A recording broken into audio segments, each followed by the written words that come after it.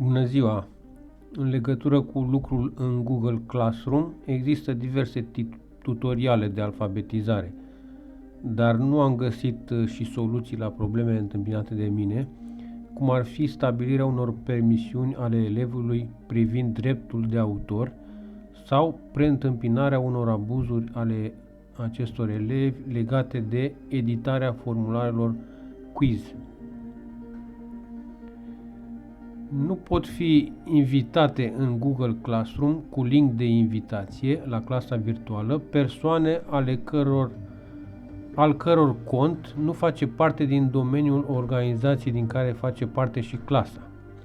De exemplu, e-mailul contului să aibă sufixul arond@școalagimnazială.ro.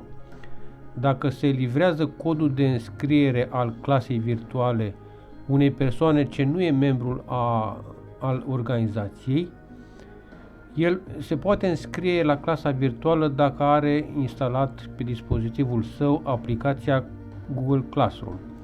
El poate, înscris fiind, să participe la toate activitățile clasei, să vizualizeze materialele, să participe la întâlnirile Google Meet și să rezolve teste quiz.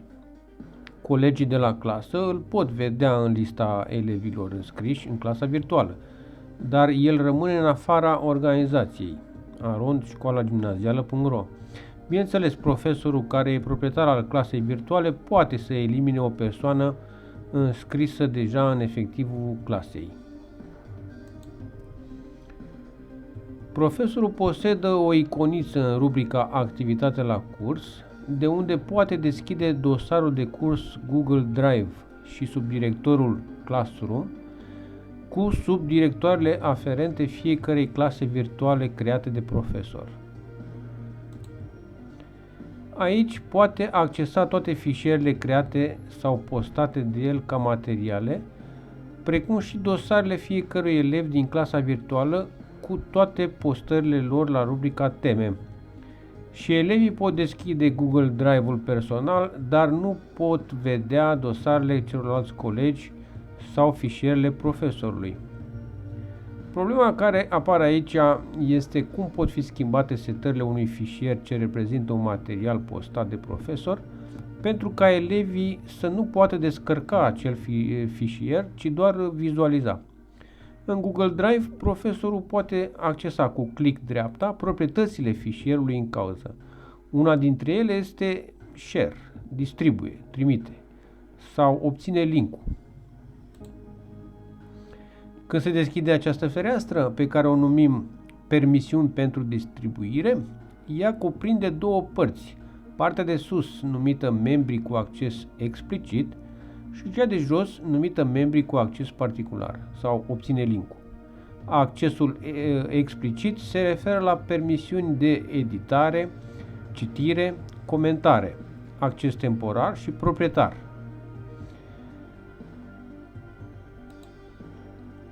În linia de editare Share se poate adăuga un nou membru cu drepturi de acces explicit, chiar dacă este din afara organizației.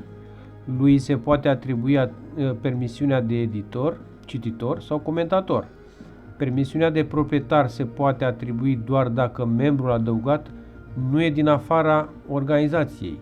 Din oficiu sunt adăugați ca membri cu acces explicit profesorul proprietar, membrii clasei virtuale care dă numele dosarului clasei unde se găsește fișierul analizat, profesorii care au cont în organizația respectivă.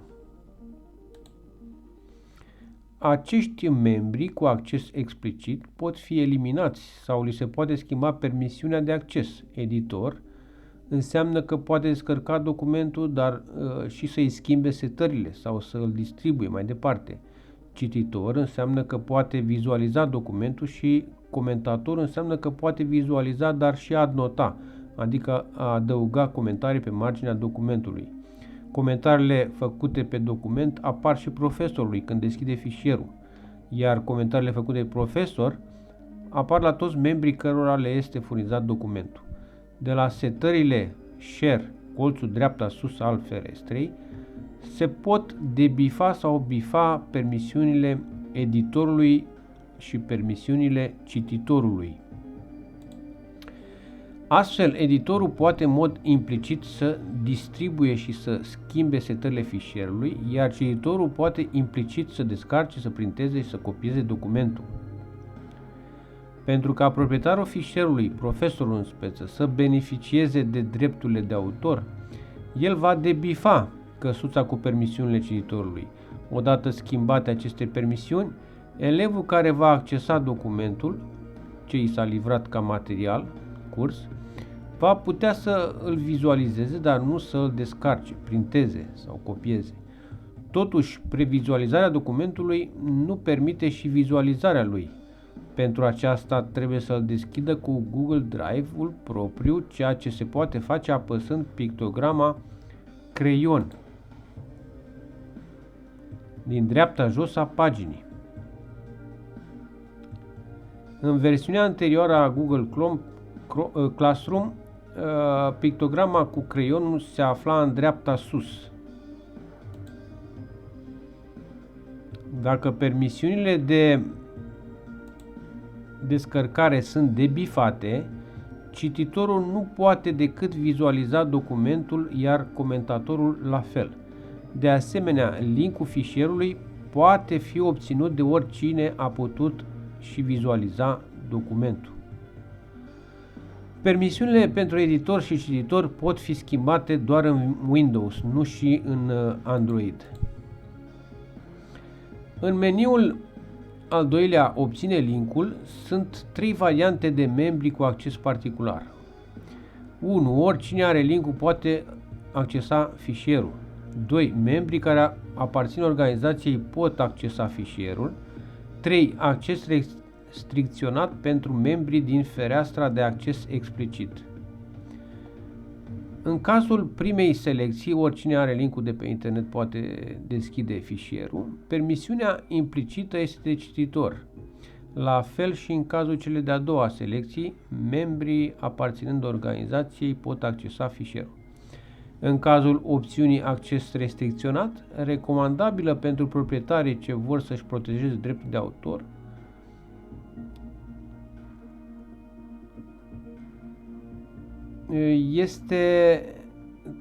deci în cazul acestei opțiuni, doar membrii cu acces explicit pot vizualiza documentul, cu sau fără dreptul de descărcare, printare, copiere, asociat cititorului sau comentatorului. Un membru cu acces explicit de editor are permisiunile prevăzute implicit ca editor, să descarce, să trimită mai departe și să schimbe setările, adică toate drepturile de fapt. Dacă se selectează opțiunea accesul linkului este pentru toți membrii organizației, un alt elev de la altă clasă ar putea primi linkul și vizualiza documentul înainte ca acesta să îi se atribuie la timpul cuvenit. Formularele Forms, Google Forms sau testele quiz au 3 rubrici, meniuri. Prima se referă la crearea întrebărilor testului. Trebuie aici incluse 2 întrebări cu răspuns obligatoriu, cel puțin, numele elevului și punctajul din oficiu. După crearea testului se accesează celelalte 2 rubrici, a setărilor și a răspunsurilor. La rubrica răspunsuri trebuie creat un fișier Excel ca bază de date cu toate răspunsurile primite din partea elevilor. Se face click pe pictograma verde. Meniul de setări conține, printre altele, unele setări mai importante, cum ar fi: colectați adresele de e-mail, restricționați utilizatorii din organizație. Colectarea e-mailurilor este necesară pentru ca elevii să nu încerce mai multe răspunsuri cu nume diferite, înainte de a răspunde cu numele adevărat. Restricția privitoare la utilizatorii din organizație este necesară pentru a nu colecta adrese de e-mail ce pot fi identificate drept clandestine. Bifarea acestor setări era în versiunea mai veche a Google Classroom-ului, o reală problemă privind accesarea formularului de către elevi.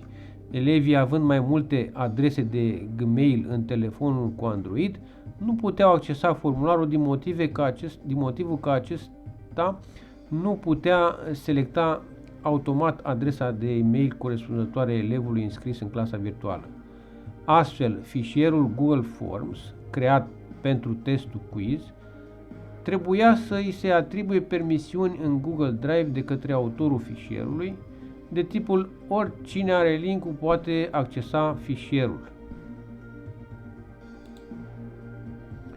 Formularul nu este creat fizic până ce nu se accesează setarea "Creează un formular quiz".